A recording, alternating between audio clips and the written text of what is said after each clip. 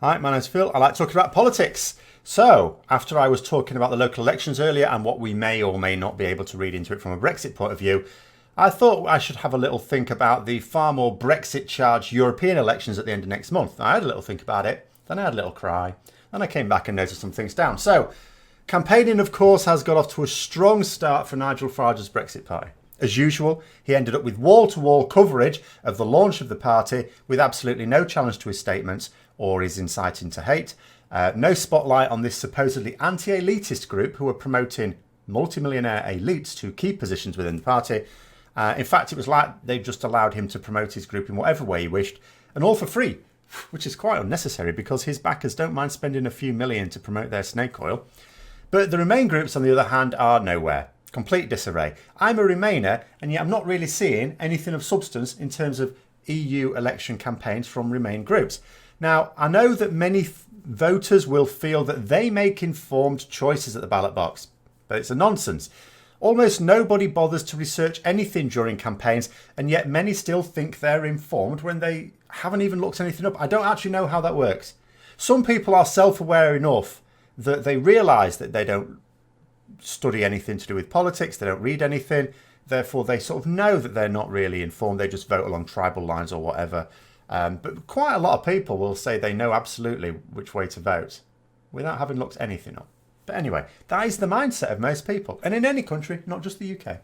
So campaigning has a massive effect on voting behaviour, and indeed a campaign doesn't just need to persuade people to vote a particular way, but it needs to persuade people who might be inclined to their way of thinking to vote at all. And now a few people have been asking me about the benefits of tactical voting for these European elections. But the problem is that it's a tricky thing to do on an individual basis. So in the past, the first past the post system that we have for general elections, it's quite straightforward to vote tactically.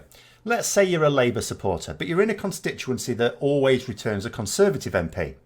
But let's say it's the Liberal Democrat candidates that always come second. You know, your Labour candidate never comes anywhere. So it's quite easy in that situation. You can just switch your votes to the Liberal Democrat candidate as it's wasted on Labour anyway. And if enough people do that, then you can swap out that Conservative MP for a much more palatable Liberal Democrat MP.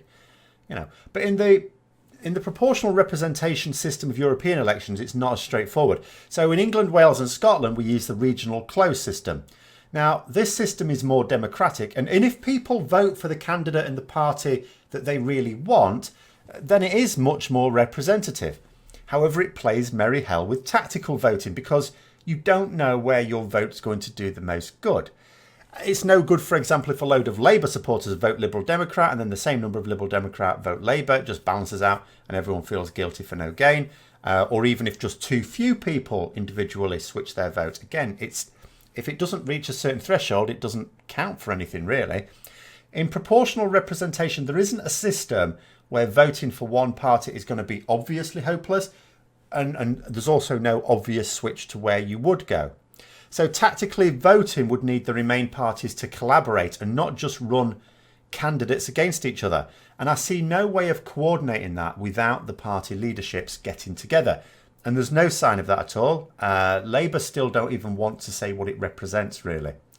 Now, whereas the new Brexit party is only like to have to split its vote with UKIP, Labour are up against Liberal Democrats, the Green Party and Change UK, and then the nationalist parties outside of England. Though I'll be honest and say I don't actually know where the Conservatives fit in all this. They're not campaigning for the elections at all, as far as I can tell. As one of the major parties, I'm sure they'll collect a decent number of votes, though I have no idea on what basis people will vote for their candidates, as they're not standing on any election commitments that I can see. And the split votes could be disastrous for the Remain side. Although proportional representation for these elections is more representative of our votes, it's a long way off being actually representative. There are still a limited number of seats in each region, and you could easily end up with Remain parties splitting their votes so much that they get no seats at all in some regions, compared to if they'd pooled all their votes together, they may have got several. And it's not a problem that cuts both ways, as the Leave vote has fewer choices. It doesn't get to split as much. And bear in mind as well that the UK has 73 seats in the European Parliament. Now contrast that with the 650 Westminster seats, and you can see just how many more votes an MEP, or at least share of the vote, an MEP needs compared to an MP. It's far, far greater. So if the vote is split, then Remain groups in some regions, like I say, can literally get no seats at all. So although the hard Brexit vote might only get a quarter of the electorate in terms of the popular vote, it could come away with, say, a third of the European seats. Now, when Nigel Farage boasted that he'd be back, he sadly means it. We could end up not only sending him, but a whole busload of hooligans to go and give us a bad name in Europe with, in their view, they'll have carte blanche to just cause as much trouble as possible. And people are already a little bit annoyed with us. And nobody will say that there were more Remain votes than Leave votes. They will point to Brexit parties being the larger than the others, even when they'll have achieved fewer votes to get that. The media, and thus people in general, have a warped idea about what majorities are and what elections indicate. Some people still keep saying that a majority of people in the UK voted to leave the EU. No, they didn't. It wasn't even a majority of the electorate. It was simply a majority of the people who voted. But that's the way people will think. So what's the answer? Now, ordinarily, of course, I would say just vote Labour. Obviously, I would say that. I'm a Labour member. But it's the largest party that might be a Remain party, or at least is a Remain party in terms of the vast majority of the party, if only the leader would listen. But unfortunately, Jeremy Corbyn seems intent on wrecking his party's chances in these elections as well. And it's not just because he's not fully getting behind a public vote. No, there's another issue that's come to light as well. Candidates in political parties are elected according to a list submitted by the party. So, for example, let's say there's a region that has 5 seats. Labour submits a list of 5 candidates in a particular order for that region.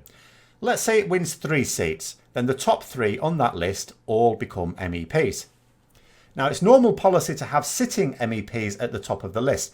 They've already shown that they can get elected and have experience in the European Parliament, so it makes sense. But the Labour leadership has been reported to be abandoning this policy in an act of cronyism. He's dropping tried and trusted pro-European MEPs down the list, in some areas at any rate, in favour of completely untested momentum candidates. Now, momentum is the cult which is to Labour what the ERG is to the Conservatives. Only it's not been at it as long, it hasn't quite managed to infiltrate the parliamentary party yet. So where does that leave things? Well, it leaves us hoping to high heaven that loads of people at least turn up to vote, that maybe non-party groups can get the message out and that we all chip in to encourage people we know to vote. The fact that we can't even rely upon political parties to organise an election campaign is another sad state of affairs, but there it is. So, you know, if you want to vote for a self-destructive no-deal Brexit, then by all means vote for UKIP or Farage's pub crawl party. If you want to vote for Brexit with the government arranged withdrawal agreement, then by all means vote for the Conservatives. But if you want to remain, then vote Labour, or even the Liberal Democrats, Green Party or the SNP, whoever. If you're in Northern Ireland, anyone but the DUP, I guess. And that's unfortunately where we are, looking a bit ropey at the moment. So anyway, let me know what your thoughts are. Hope you found the video interesting, if a little worrying. If you did, don't forget to click the like button, subscribe for further content, click the bell notification as well. Until next time, I'll see you later.